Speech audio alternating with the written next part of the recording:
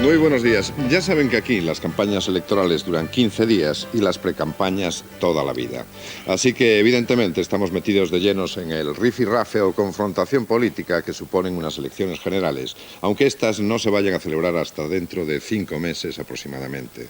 El caso es que las distintas formaciones políticas en tiempos como estos ya no nos tratan globalmente como ciudadanos, sino que nos distribuyen por sectores para hacernos llegar a cada uno nuestro correspondiente mensaje.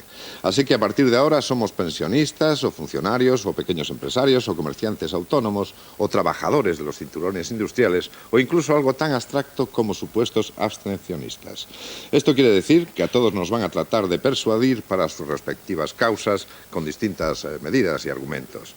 De todo esto se habló, claro está, en la reunión del Consejo Territorial del PSOE que congregó al secretario general y candidato a la presidencia Joaquín Almunia con los presidentes de las comunidades gobernadas por los socialistas.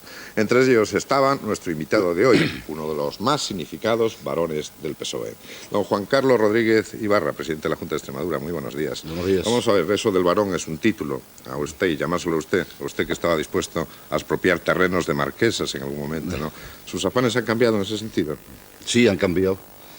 Han cambiado no porque yo haya cambiado de idea, sino porque la región ha cambiado y los propietarios de latifundios en Extremadura han cambiado. Es decir, aquella medida fue una medida, si quiere usted, pedagógica, de que el campo extremeño no era solo un instrumento para servir de recreo a los propietarios, sino que era una industria.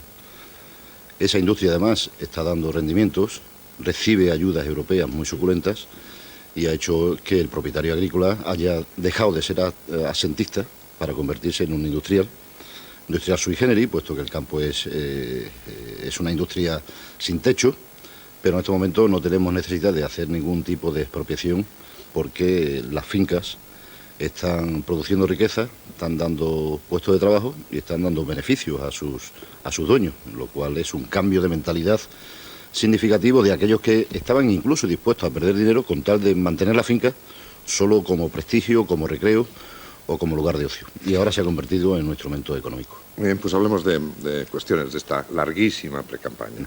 Yo acabo de salir de una campaña electoral, sí. de las del 15 de junio. Entonces, yo no estoy mentalizado todavía para afrontar una campaña electoral, tampoco me juego nada personalmente, pero es verdad que en España comienza a imponerse algo que se llama precampaña, que no está definido en ninguna parte, y que es una campaña larga, que yo creo que puede ser una de las causas por las que los ciudadanos se abstienen tanto en las elecciones. Cada vez vemos que hay más abstención y seguramente la culpa sea de hacer una campaña tan larga que puede aburrir al ciudadano o incluso pensar que es que los políticos consideramos que los ciudadanos son tontos y que necesitan mucho tiempo para explicarles 4 cosas que las entienden en Cuatro media hora. cosas, porque se había llegado a un acuerdo en que en campaña no se iban a utilizar de ninguna manera ni las pensiones ni el terrorismo. Y al final no se habla de otra cosa.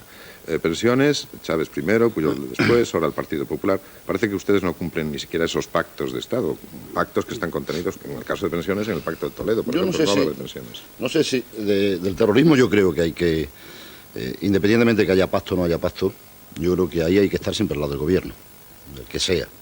En este caso del gobierno del Partido Popular, porque el gobierno siempre lleva la razón en el tema del terrorismo. Aunque se equivoque, siempre llevará la razón, porque cuando toma medidas que pueden ser discutibles, imagino que las toma con la voluntad de conseguir la paz.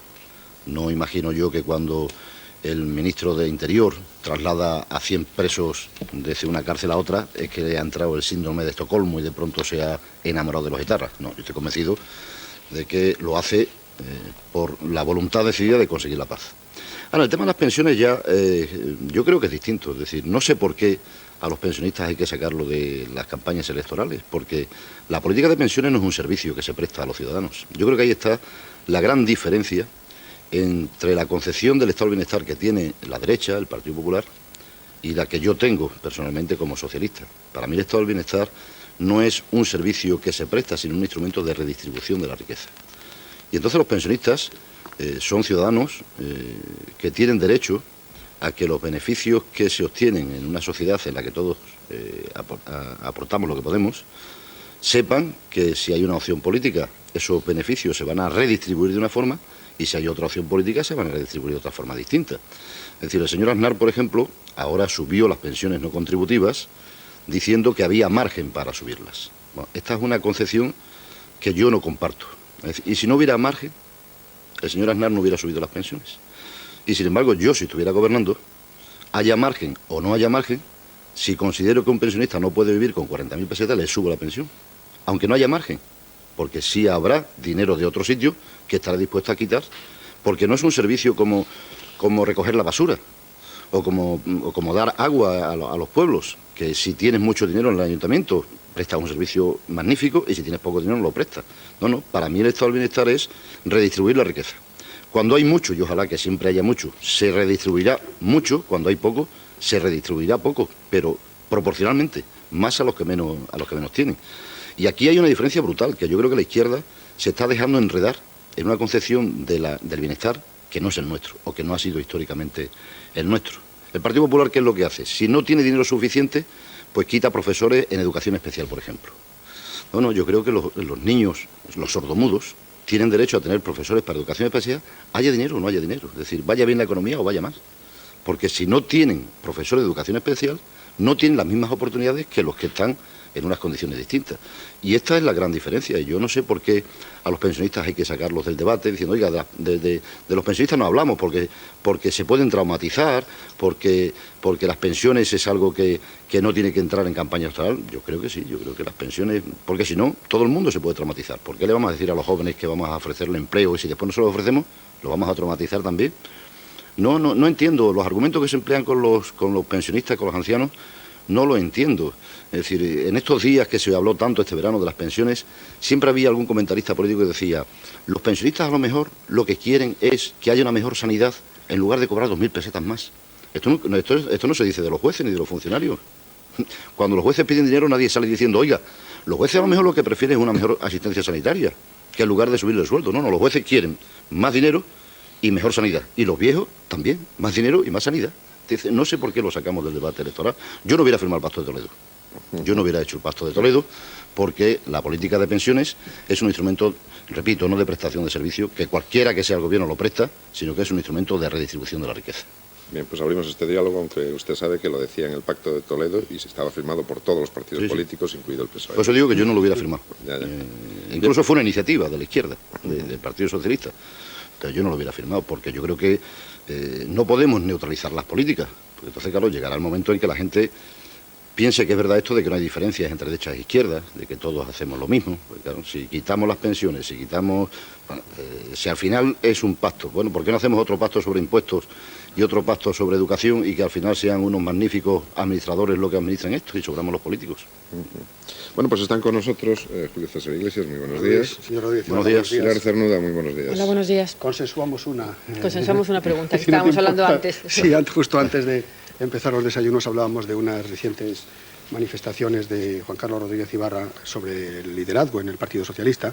Se refería a Joaquín Almunia como un buen hombre al que le faltaba por contrastar su liderazgo social, que a su juicio carecía de suficiente autoridad y respeto. Nos dijo antes de los desayunos, porque aquí no hay nada que ocultar, que había mantenido una interesante conversación a este respecto con el secretario general del Partido Socialista y candidato a las próximas elecciones, candidato a la presidencia. Bueno, pues que nos cuente lo de la conversación. Bueno, ¿te parece...? Vamos a ver, yo dije lo que usted ha dicho que dije, y no lo desmiento. Lo dije después del Congreso de Valencia, que fue un mal congreso, con una solución descabellada desde mi punto de vista, y de ahí saqué la conclusión de que con actuaciones como las que había tenido el secretario general de mi partido en Valencia, pudiera dar la sensación de que le faltaría autoridad en futuros congresos regionales que se plantearan en nuestro país. Yo he tenido una conversación con él y debo manifestar que mis temores, porque mis temores era que las reglas de juego se rompieran y que no supiera uno exactamente por cuánto tenía que ganar para poder mantenerse como secretario general o como miembro de una ejecutiva, y que las reglas de juego no se pueden romper en el partido. Y después de la conversación que he mantenido con él, yo esa inquietud se me ha quitado. Yo tenía la inquietud de que cualquier federación dijera, oiga, para que el secretario general no intervenga en mi federación, lo que voy a hacer es un pacto de confederación. Me adhiero al PSOE, pero en determinados temas usted no entra. decir, un poco parecido a lo que pasa en el PSC con respecto al PSOE. Este riesgo yo lo veía venir.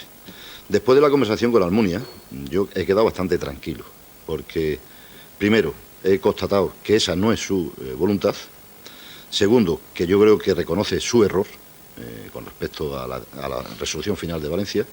Y tercero, que en la campaña electoral, y lo pude ver también en el Consejo Territorial del otro día, Almunia va a hacer un discurso que a mí me va a volver a reencontrar con mi partido.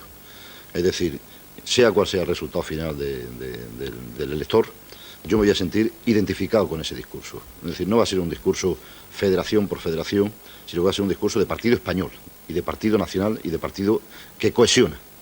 Esto es lo que yo buscaba. Si esto lo consigue Almunia, pues entonces habrá que esperar al resultado de las elecciones. Si gana las elecciones, será un líder consolidado. Si no gana las elecciones, pues no será un líder consolidado, porque aquí para consolidarse hay que ganar. Pero, por lo menos, a mí me ha quitado de encima la pesadilla que se cernía de que mi partido corría el riesgo de desmoronarse, de convertirse en un partido más, en un partido donde cada uno en su federación hiciera lo que le diera la gana, y que al final el ciudadano español no supiera exactamente qué es lo que defienden los socialistas, qué es lo que defienden los socialistas. Después de esa conversación muy interesante, yo creo que hoy Almunia tiene mucha más, ante mí, tiene mucha más solidez, y yo le doy un grado de confianza que no le di el día que hice esas declaraciones, porque me ha tranquilizado en el Consejo Territorial y en la conversación que tuve el otro día. Entonces, presidente, ¿va a dejar de decir que sería bueno para el Partido Socialista que se reunieran y que llegaran a acuerdos Felipe González y Alfonso Guerra? Esto yo creo que siempre será bueno. Y también he tenido una conversación separada con los dos. Y me consta que ninguno de los dos se niega a mantener ese encuentro. Incluso yo creo que lo desearían. Perdón que interrumpe, pero eso no significaría, en cierto sentido, desautorizar al nuevo secretario general. No, yo creo que mi opinión, después de lo que he dicho respecto a Almunia, mi opinión es que nadie debe tener complejos respecto a los demás. Es decir, si estamos diciendo que al PP le persigue la sombra de Felipe González, a Almunia no le debe perseguir la sombra de Felipe González. Almunia no es en estos momentos el líder que era Felipe González. Y esto no hay por qué ocultarlo. Si uno se hace... También lo dije de Borrell. Uno es líder cuando al final ratifica ese liderazgo en unas elecciones. Por lo tanto, a lo mejor Almunia no es en estos momentos Rivaldo, por poner un símil futbolístico, pero puede ser un magnífico bancal. Es decir, puede ser un gran entrenador que pueda repartir juego. Es decir, no todos valen para lo mismo. No todos tienen que ser Rivaldo. Se puede ser, usted que sabe mucho de fútbol, se puede ser un magnífico entrenador y repartir el juego entre mucha gente, que estamos dispuestos a ayudar y a colaborar. Y Felipe González es un valor, y Alfonso Guerra es un valor del Partido Socialista. Y por lo tanto, si yo fuera secretario general de mi partido, no solamente no estaría pensando cómo tapo a determinadas figuras de mi partido, sino que estaría pensando en cómo me beneficio de esas figuras de mi partido, sin ningún tipo de complejo. Si Felipe González o Alfonso Guerra son capaces de meter un gol a la oposición, y yo soy el entrenador de ese equipo, estoy encantado de la vida y maravillado.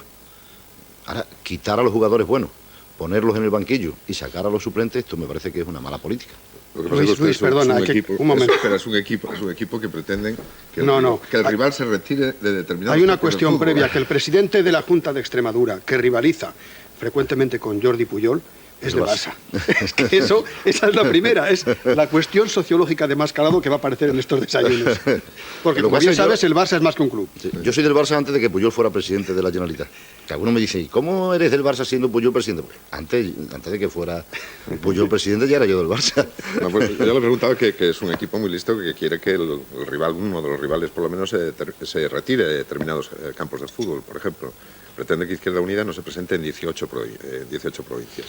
Eso es casi como decirles a Izquierda Unida que son unos inútiles y que tienen que dejarlos a ustedes para poder ganar y competir frente al señor Aznar, ¿no? No, yo creo que decirle a Izquierda Unida, uno, si usted quiere que gane la izquierda, sume su voto para que la izquierda gane. Dos, si usted quiere tener representación parlamentaria y no convertirse en un partido extraparlamentario, hay dos cámaras en España, una es el Congreso y otra es el Senado. Tres, Los 40.000 votos que Izquierda Unida ha sacado en las elecciones catalanas no han servido absolutamente para nada, tirados a la papelera. ¿Para qué han servido esos votos? Para que el señor Maragall en estos momentos no sea investido presidente de la Generalitat de Cataluña. Pues si esos 40.000 votos hubieran ido al PSC, en estos momentos Maragall hubiera sido presidente. Entonces, hay regiones, o provincias mejor dicho, donde históricamente desde el año 77 Izquierda Unida no saca nunca un diputado, nunca.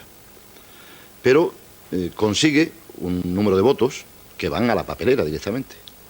Hombre, yo creo que la oferta que hacemos los socialistas es una oferta muy inteligente para Izquierda Unida y para nosotros. Si usted en Badajoz o en Cáceres nunca ha sacado un diputado, nunca, y tampoco hay previsiones de que lo saque en estas elecciones, creo que sería muy inteligente para el éxito de la izquierda que en esa circunscripción usted no presente lista de diputados, porque no va a sacar diputados, nos va a quitar a nosotros seguramente uno y va a beneficiar a la derecha, y a cambio de eso yo le ofrezco a usted que vaya en la lista del Senado en un puesto para salir. Con lo cual seguirá teniendo la misma representación que tenía antes, porque en esas provincias nunca lo ha sacado y no lo va a sacar, y al mismo tiempo tendría una presencia mayor, 18 senadores nada menos, en el Senado. Y el Senado no es una cámara baladí, ahora sí lo es, ahora es una cámara que no sirve para casi nada, y puede seguir así toda la vida, pero yo me imagino que en la próxima legislatura el Senado se va a convertir en una cámara de las autonomías, y ahí desde luego va a haber mucho que discutir y mucho que hablar y mucho que hacer por este país que está descentralizado. Yo creo que es una buena operación. Si Anguita no acepta esta operación, que seguramente no la aceptará, bueno, seguirá presentando sus listas porque tiene derecho, pero que sepa que lo que está haciendo es perjudicando a la izquierda y dándole una ventaja a la derecha. ¿A eso quiere jugar Anguita? Bueno, está en su derecho a hacerlo, pero cada día va más para atrás. Él está libre de suicidarse como le dé la gana y se está autosuicidando. Pero, hombre, a mí me gustaría que no se muriera, que no se suicidara y que su fuerza sirviera para que ellos se beneficien electoralmente y nosotros también. Esto yo creo que es una oferta muy inteligente y muy generosa. Sí. Veamos, señor Rodríguez Ibarra, del Partido Socialista se dice que hay una cierta dispersión de mensajes y una gran disparidad entre los dirigentes, entre los líderes. Recientemente ha habido dos compromisos electorales, el suyo, usted ganó en Extremadura, y el de las elecciones catalanas, en el que en escaños ha perdido, pero en votos ha ganado el señor Maragall. Ustedes representan estilos muy diferentes y proyectos políticos muy diferentes. ¿No tienen que empezar quizá por ahí, por consolidar un único proyecto? Decía usted que en su conversación, que califica usted mismo como muy interesante con el señor Almunia, bueno, pues conoce usted ya cuál va a ser el mensaje que va a dar. ¿No estarían faltos ustedes de un formato, digamos, único? Sí. O si usted quiere, ¿no le sobra la sensación de que son muchas voces y voces discrepantes además? Sí, lleva usted razón. Y esto es lo que me ha gustado de Almunia. Es decir, no puede ser, se lo digo sinceramente, si un socialista extremeño no puede ir a Cataluña a dar un meeting, y ha sido el caso de las últimas elecciones catalanas, algo falla en mi partido. Yo no me siento cómodo, porque yo debo ir a donde quiera. Si yo no puedo ir a un sitio porque mi discurso en ese sitio quita votos o perjudica, aquí hay algo que está fallando. Y esto ha ocurrido en las últimas elecciones catalanas, no me importa decirlo. A mí se me ha prohibido, se me ha vetado, no se ha querido que fuera. No se me ha prohibido, se me ha vetado, porque si se me hubiera prohibido hubiera ido. Pero se me ha vetado, no se me ha invitado. Quiere decir que mi discurso y el discurso del señor Maragall son muy distantes. Almunia me ha garantizado que el discurso que él va a hacer es un discurso que tiene que aceptar Maragall y que tengo que aceptar yo. Porque va a ser un discurso en el que nos vamos a encontrar. Esto es lo que yo quiero. Que duda cabe que después hay hechos diferenciales en cada sitio y que en Cataluña existen dos lenguas y en Extremadura más que existe una y que Cataluña tiene unas características y Extremadura tiene otras características. Ahora, debe quedar muy claro que si en Cataluña hay una renta superior a la extremeña, y la hay, la gracia del Partido Socialista está en que la renta de los que más tienen sea transferida en una parte a los que menos tienen. Esta es la gracia. Lo otro no tiene ningún secreto, es decir, para eso yo no hago política.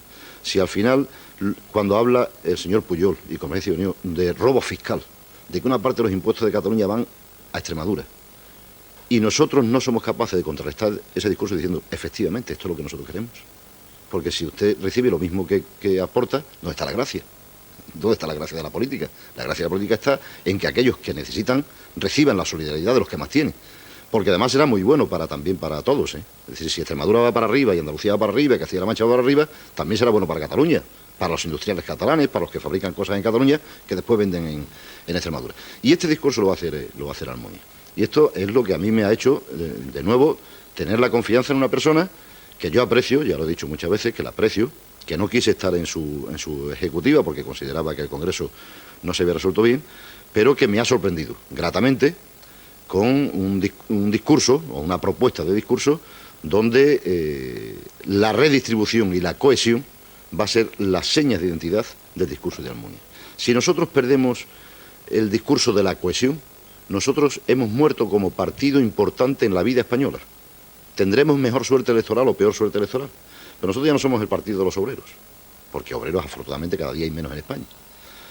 Ya no somos el partido de la clase trabajadora, porque clase trabajadora está muy dispersa, ya no es lineal como era anteriormente. ¿Qué nos queda? Nos queda el discurso español, el discurso de la cohesión. Si también perdemos eso, y el ciudadano español ve que lo que defendemos en Andalucía no es lo mismo que lo que defendemos en Madrid, lo que defendemos en Madrid no es lo mismo que en Cataluña, y en Cataluña lo mismo que en Extremadura, entonces seremos un partido más. ¿Por qué van a confiar en nosotros como partido importante? Y hasta ahora hemos sido un partido muy importante. La prueba es que cualquier cosa que nosotros hacemos afecta al conjunto de la ciudadanía. Incluso cambiar el himno de la campaña o el puño y la rosa por la rosa, la gente discute. ¿Por qué discuten? Los compañeros muchas veces se enfadan y dicen, es que la tienen tomada con nosotros, ¿no? Maldito el día en que dejen de discutir sobre nosotros. Porque esto significa que el Partido Socialista a la gente le interesa, incluso a los que nunca nos votan. Pero es una referencia, es una garantía de algo. El día que perdamos la capacidad de ser un partido visto como cohesionador de España, nosotros seremos un partido más. Una vez ganaremos, otra vez perderemos, pero no tendremos la identidad que tenemos desde hace ya 100 y pico años en la historia de España. Me encanta oírle hablar de España y de cohesión, presidente, porque hay mucha gente que no dice jamás la palabra España, sino que dicen Estado español, que es un vocablo, dos palabras que a mí me producen... No sé, el primero, y que además, no, eso de y que además siempre se Estado emplea, español, no me siempre gusta se nada. emplea despectivamente. Eso, Porque bueno. cuando yo estoy con Puyol en el Comité de las Regiones o con Ardanza, con Ibarreche, todo me ha coincidido, no dicen, oye, ¿a qué hora sale el avión para el Estado español? Ya, sí, No dicen, ¿a qué hora sale el avión para España? A mí, Pero cuando desde vienen luego, aquí, hablan ya de Estado español. No me gusta nada. Y quería hablar del País Vasco, evidentemente, donde hay mucha gente que dice Estado español. ¿Qué le parece cómo están llevando las negociaciones con ETA, en este momento paralizadas, desgraciadamente, no por culpa del Gobierno, sino de ETA? ¿Y qué le parece la iniciativa de Herri Batasuna de pedir la abstención en las próximas elecciones? Bueno, yo creo que Herri Batasuna ha sido la única fuerza política que se ha dado cuenta de lo que está pasando en las comunidades nacionalistas. La única que se ha dado cuenta y actúa en consecuencia. Mire, si observamos los resultados de Cataluña y observamos los resultados del País Vasco, cuando los catalanes o los vascos tienen que decidir sobre su ayuntamiento, sobre el futuro de su municipio o sobre el futuro de España, hay mayor participación, bastante más, que cuando tienen que decidir sobre el futuro de Cataluña o sobre el futuro del País Vasco. Quiere decir, desde mi punto de vista, que nacionalistas de verdad, nada más que son los partidos políticos que son nacionalistas y los partidos que no son nacionalistas, pero que en las campañas electorales se transforman en nacionalistas, PSC, PP. El escándalo del PP quitando la bandera de España en el mitin de Cataluña es todo un síntoma. Carrillo enarboló la bandera de España y Aznar la quita de sus actos. Entonces, para mí, tenemos un complejo con respecto al nacionalismo falso. Nacionalistas en Cataluña, en el País Vasco hay muy pocos. Los partidos políticos, y si usted quiere, los que hablamos de los partidos políticos, periodistas, políticos, etcétera. El resto no son nacionalistas. Y no son nacionalistas porque cuando tienen que discutir sobre España y votar sobre España, votan mucha más gente. Y ETA y Herri Batasuna se han dado cuenta de esto. Han dicho, ya nunca más una fotografía donde se demuestre que cuando se trata de discutir de España y de decidir el futuro de España, los vascos votan más que cuando se trata de discutir sobre el futuro del País Vasco. Por lo tanto, no participamos en las elecciones, para que esa fotografía, que tanto daño les hace a ellos, y que tan poca lección sacamos el resto de los españoles, no les perjudique. Eso es muy ingenioso, pero la lógica de H no va por ahí. La lógica de H es que no nos presentamos en lo que se llama España, el Estado español, sí. Nos presentamos porque nos interesa un proyecto que es independentista, soberanista, y por lo tanto solo nos presentamos a aquellos proyectos que nos interesan de cara al futuro. Esto estaría muy bien si no existiera la prensa salmón, la económica. Esto estaría muy bien. Pero cuando uno lee la prensa económica en lugar de la prensa generalista, ahí ya te lleva la sensación contraria. Es decir, muy interesante esta lectura. Yo lo aconsejo a todos los españoles que lean, por una parte, los periódicos que tenemos aquí y después las económicas. Cuando se habla en la prensa económica, hombre, cuando el gobierno español decide que va a construir un barco, inmediatamente salen todos, nacionalistas y no nacionalistas, diciendo, oye usted, ¿cómo no va a construir usted el barco en el País Vasco, hombre? ¿Cómo el gobierno español va a construir en otro sitio? Entonces ahí ya no hay esa diferencia de proyecto político, ni de independencia, ni nada, no hay. Ahí, y cuando hay que apoyar los presupuestos generales del Estado, el señor Arzalluz dice, yo no pido nada de Aznar, yo no quiero nada con Aznar, no espero nada de Aznar. Pero cuando se trata de dinero, sí. Es decir, yo esto no me lo creo. O el decreto del doblaje del cine, ¿no? Sí, yo el discurso nacionalista independentista, si fuera diciendo, mire usted, yo además renuncio a cualquier dinero que venga de Madrid, entonces yo ya empezaría a tomármelo en serio. Pero cuando llegan a papá Estado y se convierten en hijos, oiga, deme usted 12.000 millones de pesetas a cambio de que yo le vote esta enmienda, yo este discurso no me lo creo. Y yo creo que estamos muy acomplejados. Y ese complejo nos hace, y respondo a la segunda parte de la pregunta, nos hace sentirnos muy débiles con respecto a ETA. Y al mismo tiempo estamos confundiendo papeles. El PNV en el tema del terrorismo no tiene nada que decir, desde mi punto de vista. Si el presidente del Gobierno debe marginar al señor Ibarretxe en las conversaciones. Porque el señor Ibarretxe es el presidente de una comunidad autónoma, como yo. En su comunidad autónoma hay terrorismo, en la mía hay terrorismo, y en Madrid hay terrorismo, y en Cataluña hay terrorismo. Por lo tanto, el PNV en el tema de terrorismo no tiene nada que decir, salvo que fuera el portavoz de ETA.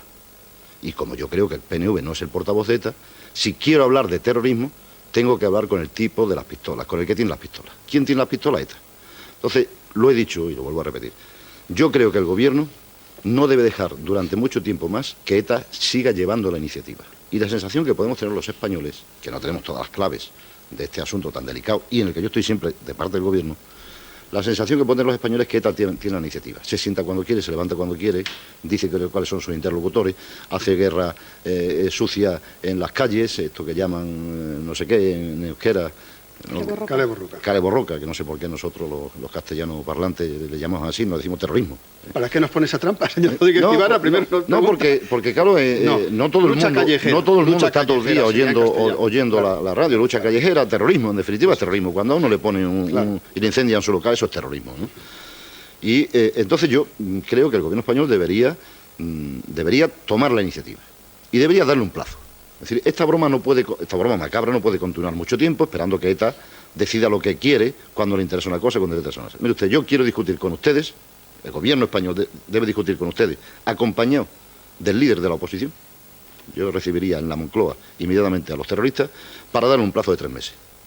Tienen ustedes 3 meses para pensar si dejan de matar, si disuelven la banda, y a cambio de eso los españoles vamos a ser muy generosos, por segunda vez, porque ya la primera vez lo fuimos en el año 77, muy generosos, vamos a mirar para otro lado y van a poder salir a la calle sus presos que mataron a 1.000 personas, o de lo contrario, en 3 meses el Estado deja de ser generoso.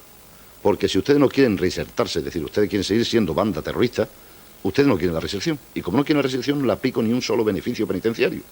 Porque uno va a la cárcel para reinsertarse, no para estar en la cárcel. Pero como usted no quiere la reinserción, pues mire usted, yo le meto a usted en Fuerteventura donde quiera. Y además le digo que la democracia española es lo suficientemente fuerte como para soportar que ustedes sigan matando. Y a lo mejor este es el precio que tenemos que pagar. ¿Qué le vamos a hacer? Ojalá, nadie lo quiere.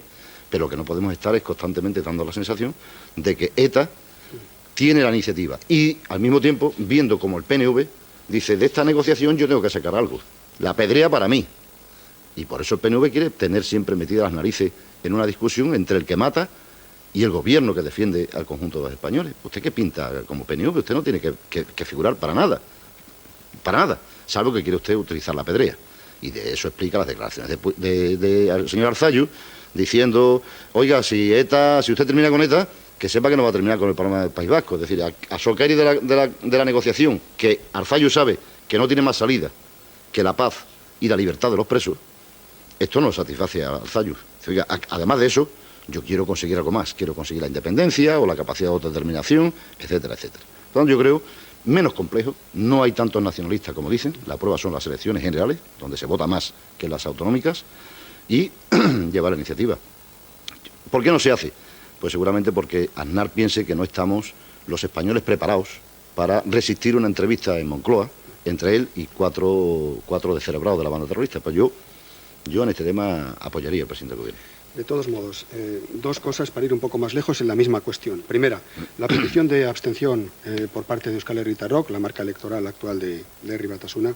Si usted quiere la marca electoral de ETA, por extensión, plantea algún problema que ya hemos comentado aquí, que hay miedo en las calles del País Vasco. Entonces, si en los municipios pequeños se pide la abstención y hay un tipo, ayer lo decíamos así, hablando Sin con la duda, señora Nasagasti, sin duda. tomando nota de los que votan, esa es una cuestión que tenemos que tener en cuenta ahora. Y dos, que supongo que se busca un efecto publicitario. Es decir, se trata de asimilar la abstención como voto propio.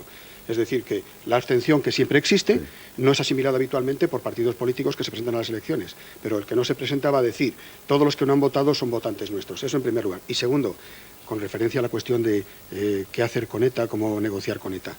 ¿Sabe qué pasa? Que también ocurre que el Estado de Derecho tiene unos presupuestos éticos de los que carecen los terroristas.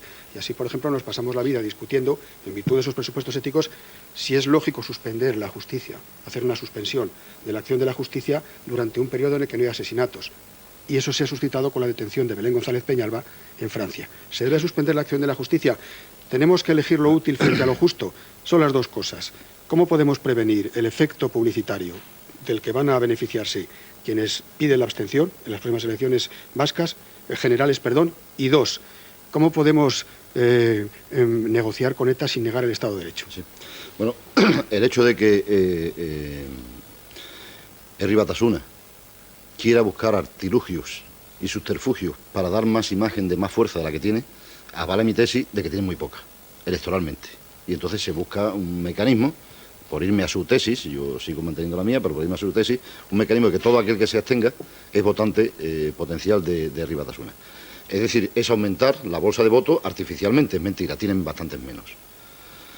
¿Cómo conseguimos eso? Nadie le puede impedir a Herri Batasuna que diga, no, me presento a las elecciones. Y, desde luego, esto va a provocar un temor inmenso en el País Vasco. Y yo comprenderé que los ciudadanos se queden en su casa y no vayan a votar, lo comprenderé. Lo otro son actos heroicos que no hay por qué pedírselo a nadie. ¿Cómo terminamos con esta situación? Yo creo demostrando fortaleza del Estado. Es decir, diciéndole, mire, usted puede, si quiere, no presentarse en las elecciones, puede amedrentar al ciudadano, puede conseguir un 80% de abstención y decir que usted tiene el 80% del País Vasco. Muy bien, pues mire, le digo que me da igual. Que me da igual, es decir, que con ese 80% usted no consigue nada. No consigue independencia, no consigue autodeterminación, no consigue que el conjunto de los ciudadanos españoles vayamos a permitir que una segregación en el territorio vasco se produzca solamente por la voluntad de usted, además con medios artificiales. Esto no lo va a conseguir. Y además tampoco va a conseguir que sus presos salgan a la calle, salvo que usted se declare en paz y abandone las armas. ¿Que no lo hace así? Pues muy bien, usted utilice sus instrumentos, que yo utilizaré los míos legales. Y los míos legales son que, mire usted, los presos no es obligatorio que estén cerca de las cárceles del País Vasco, no es obligatorio.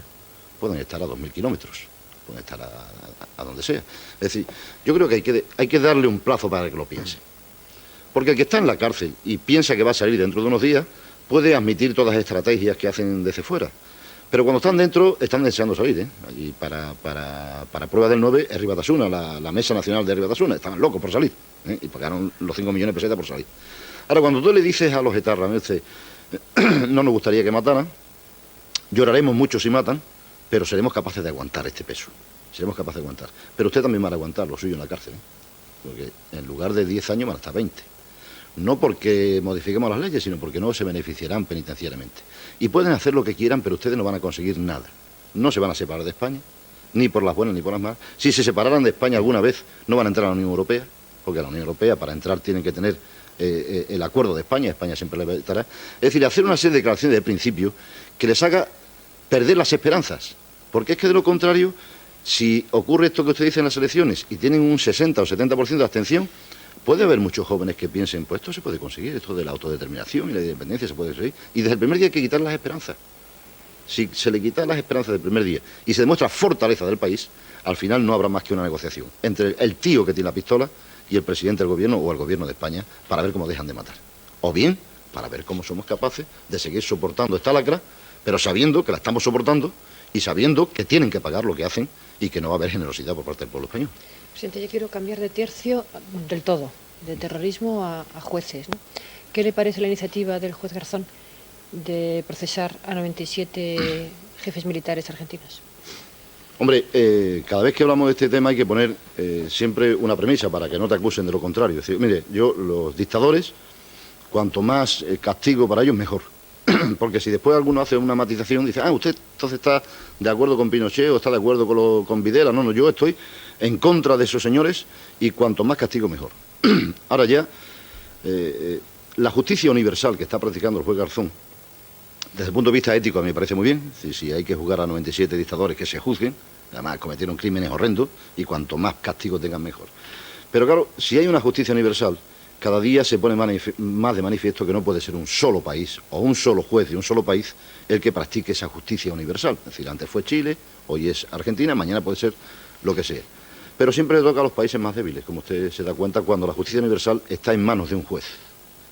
Y esto yo creo que lo que hace es abrir un paso, un boquete fuerte para que haya un tribunal internacional penal. Para que no solamente sean los países débiles los que tengan que pagar por sus pecados y por sus crímenes, que está muy bien que paguen, sino también para que pague el ministro chino de Interior que hizo las matanzas de Tiananmen, por ejemplo, porque contra este no va a ir Garzón, porque no tiene fuerza. Pero un tribunal internacional penal sí que tendría fuerza. Entonces yo creo que lo bueno de lo que ha hecho Garzón es que yo creo que está poniendo de manifiesto cada día más, uno, que los dictadores sanguinarios no tienen por qué tener tregua ni paz y tienen que ser buscados. Dos, que esto no lo puede hacer un juez solo de un país. Esto lo tiene que hacer un tribunal internacional y ya va siendo hora de que se ponga en marcha, porque si no, al final Garzón solamente se va a atrever con los débiles. Con los poderosos no se va a atrever. Y una tercera cosa, Garzón, que tiene ganas de juzgar a todos los dictadores, ya me parece muy bien, no tiene que irse a 5.000 kilómetros de distancia. Aquí en España tiene sitio para el 23F. Usted y yo estábamos en el Congreso de los Diputados, usted como periodista y yo como diputado. Todavía no sabemos lo que pasó, pero que esto lo puede averiguar Garzón si quiere, porque sería muy interesante averiguarlo. Es decir, que está muy bien que se vaya a 5.000 kilómetros a ver qué pasó con la dictadura, pero estaría mejor que aquí se viera también qué es lo que ha pasado. Y basta que vaya a cualquier pueblo de España y pregunte qué es lo que pasó aquí y quiénes fueron, porque se lo van a contar. Todavía hay gente que vive. Otros jueces piden el 25% de aumento salarial y si no va a haber un conflicto. Pero yo quería preguntarle sobre el caso del juez Gómez del Llaño, que ayer precisamente dejó de ser definitivamente juez. Este caso ha incentivado el debate sobre si se debe modificar la ley de nombramiento de los miembros del Consejo General del Poder Judicial, porque dicen que en la politización de ese Consejo están muchos de los males de la justicia. ¿Usted lo cree así también? No, yo creo que los males de la justicia, desde mi punto de vista, provienen de que la justicia es un servicio público que no está controlada por el público. Es decir, cualquier otro poder del Estado está controlado por los ciudadanos, pero la justicia, que es un servicio para los ciudadanos, que emana del pueblo, lo dice la Constitución, emana del pueblo, pero no está controlada por el pueblo. Y yo creo que sí habría no tanto que buscar una fórmula de designación de los miembros del Consejo General del Poder Judicial, que se podría discutir si se quiere, sino una fórmula para el nombramiento de los jueces. Es decir, yo creo que debería haber en el Congreso o en el Senado una comisión encargada de examinar ética y cívicamente a los jueces. No a todos seguramente, sino a los jueces de los niveles más importantes, el Tribunal Supremo, etcétera. En segundo lugar, yo creo que los ciudadanos deberían tener una participación mayor en cómo se eligen a los jueces, en cómo se nombran a los jueces. Y en tercer lugar, debería desaparecer toda justicia que fuera excepcional, porque cuanto más excepcional, más aforada, y cuanto más aforada, más oculta para el ciudadano, que en definitiva la justicia emana del pueblo. Entonces, la Audiencia Nacional y todas estas cosas, cuanto menos excepciones existan, mejor. Es decir, yo ya, si fuera Almunia, en el programa electoral, propondría la eliminación de la Audiencia Nacional para que no haya jueces que están ocultos en la forma de designarlos. Entonces yo creo que lo que está fallando es la forma de elegir a los jueces, que es un servicio público muy mal valorado por los españoles, muy mal valorado, que funciona relativamente mal, muy lento, que tiene bastantes errores y que esto no hay manera de controlarlo por parte de nadie. Entonces yo creo que el Consejo General del Poder Judicial debería, por una parte, fijar el sueldo de los jueces. El Consejo General del Poder Judicial es el que sanciona a los jueces y que impone medidas disciplinarias. Lo lógico sería que también que fuera el que impusiera sus sueldos. El legislativo se pone su sueldo, el ejecutivo también, y el judicial no, me parece una injusticia. Debería ser el judicial el que se pusiera sus sueldos. Ahora, al mismo tiempo debería justificar ante la sociedad española por qué los jueces tienen que cobrar más o tienen que cobrar menos. El juez Liaño ha sido juzgado y condenado por prevaricación, que es lo más grave que puede cometer un juez, y que en la historia de España es de los poquísimos casos que ha habido. Es decir, tiene que ser tan claro la prevaricación, que incluso el juez que no estaba en contra dice que era un iluminado. Bueno, pues esto lo que abre es otro debate. Si este juez era un iluminado para aquel que no lo considera prevaricador, y además es un prevaricador, porque así lo dice la justicia, estaría de más pedir que se revisaran todas las sentencias anteriores que hizo el juez Gómez de Liaño. Porque claro, estamos hablando de un juez que ha prevaricado. Si ha prevaricado en este caso, y es un iluminado, según dice el que le defiende, ¿qué ha pasado con anteriores instrucciones y anteriores casos que ha llevado el caso Lasaizabala? Caso Lasaizabala. Podría modificar el caso al final, ¿no? Claro, porque claro, ¿este juez solo ha prevaricado ahora o lleva prevaricando mucho tiempo? ¿Este juez es un iluminado solo en este caso o es que estaba iluminado desde hacía mucho tiempo? Este careo que hubo entre el señor Garzón y el señor Gómez de Liaño en el juicio explica que allí se tomaban decisiones solamente por impartir justicia o porque había otras causas de por medio. Esto me lleva a la pregunta anterior. ¿Garzón decide juzgar a la Junta Militar Argentina solo por impartir justicia o porque hay otras causas que en el careo de Gómez de Liaño y de Garzón se ven cosas increíbles? Increíble.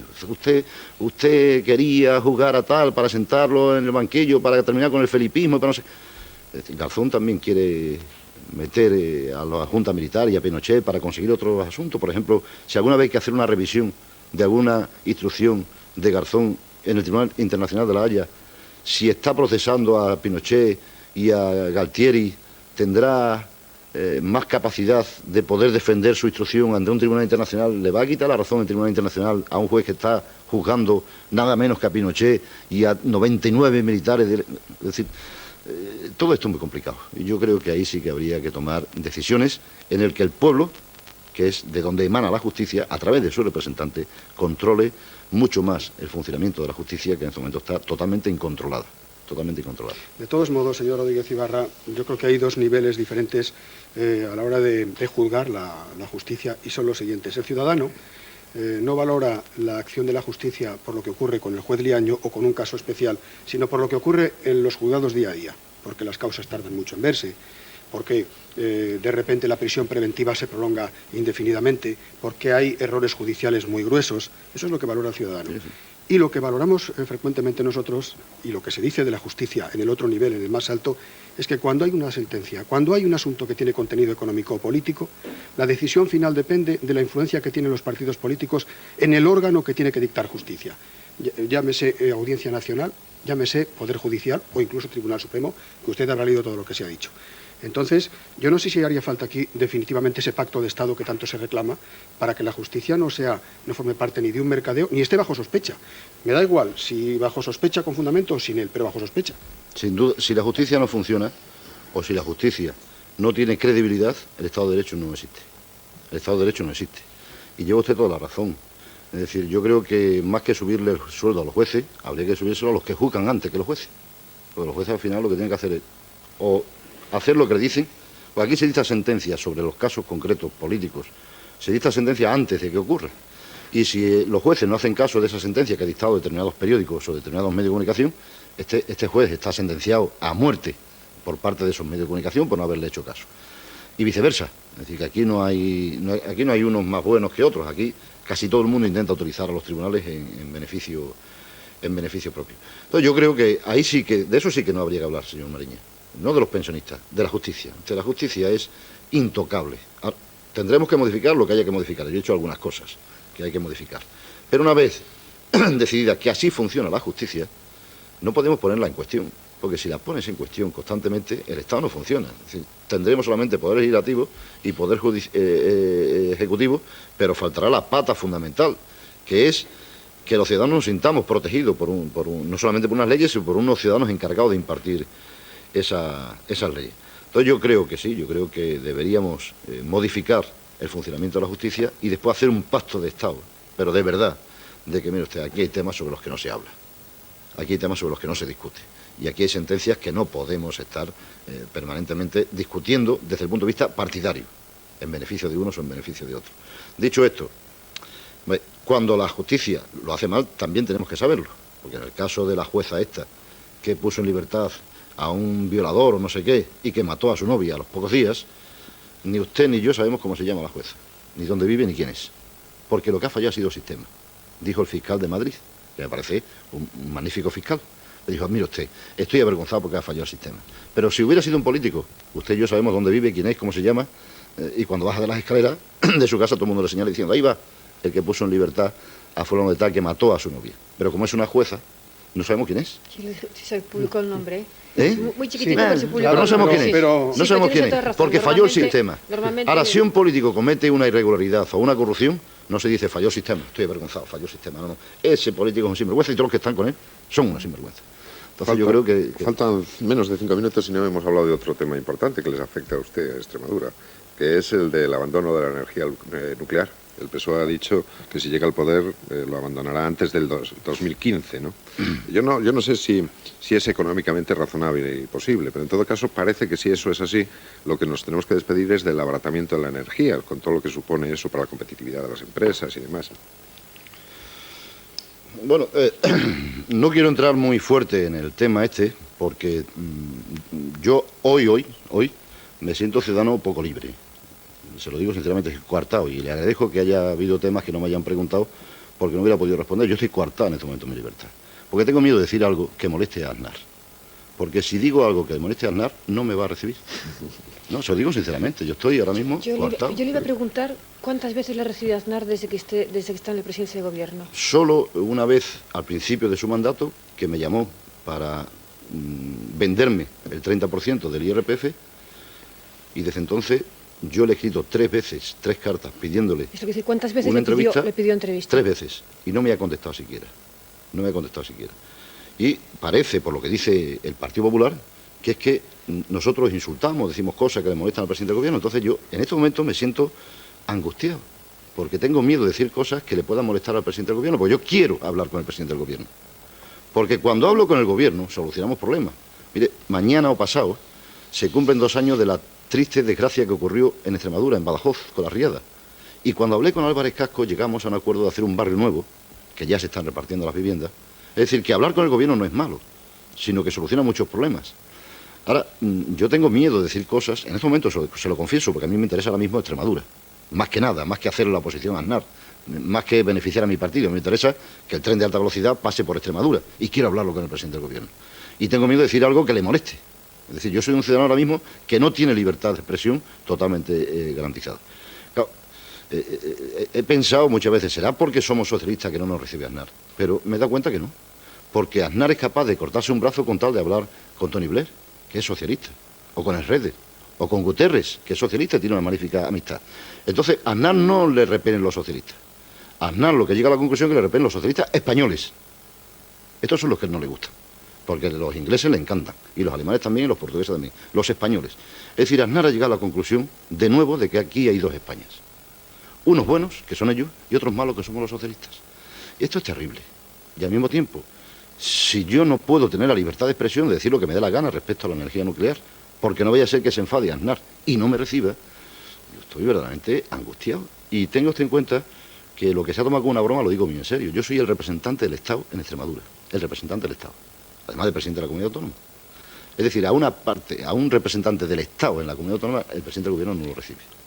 Y el rey, dice el artículo 56 de la Constitución, que tiene como misión arbitrar y moderar el funcionamiento regular de las instituciones. Bueno, no parece que las instituciones funcionen muy bien cuando no se hablan, cuando no se comunican. Cuando el gobierno se comunica con el gobierno autonómico, esto no funciona bien. Y son 2 instituciones, y hay un árbitro, que es el encargado de moderar y de que eso funcione bien. Entonces, yo le diría que si se cierran las centrales nucleares... Muy breve ya, porque nos quedan... Si se cierran las centrales nucleares, no puede ser como se cerró Lemones y Valdecaballero. Hay que dar alternativas a los trabajadores que allí están. Es decir, porque hay zonas que viven de eso. Almaraz vive de eso. Entonces, yo lo que le he pedido a Almunia es que cuando vayan a cerrar las centrales nucleares ya empiecen a trabajar sobre un plan de desarrollo alternativo para esas comarcas. Porque me parece muy bien que cierren las centrales, que se utilice gas, que ya hay gas y es más barato, que una termia de gas es más barato que los kilovatios de las nucleares, pero que al mismo tiempo se tenga en cuenta que el cierre de una central nuclear significa casi el hundimiento de una zona que en este momento vive de eso. Y por lo tanto, no basta solo con decretar, sino con poner al lado unas medidas alternativas que haga que nadie se sienta perjudicado por esta decisión, que me parece interesante, que yo aplaudo y que el Partido Popular de Extremadura, por cierto, allí hizo una declaración diciendo que está de acuerdo. Bien, pues así tenemos que terminar por hoy. Don Juan Muchísimas Carlos gracias. Rodríguez Ibarra, presidente de la Junta de Extremadura, muchas gracias por haber estado aquí. Julio César, muy Yo buenos esperaba días. que hubiera usted comparado a Almunia con Guardiola en lugar de con Van Gaal. Piénseselo si no ha cometido un error estratégico. Bueno, con esa quizás, identificación. quizás. Pilar, buenos días. Adiós, buenos días. Lo de repartir juegos. Lo que pasa es que Van Gaal manda más que Guardiola. Bien, ahora seguimos hablando de fútbol. Estos son los desayunos de Radio y Televisión Española. Volveremos otra vez aquí mañana a su lugar de encuentro. Gracias y hasta entonces.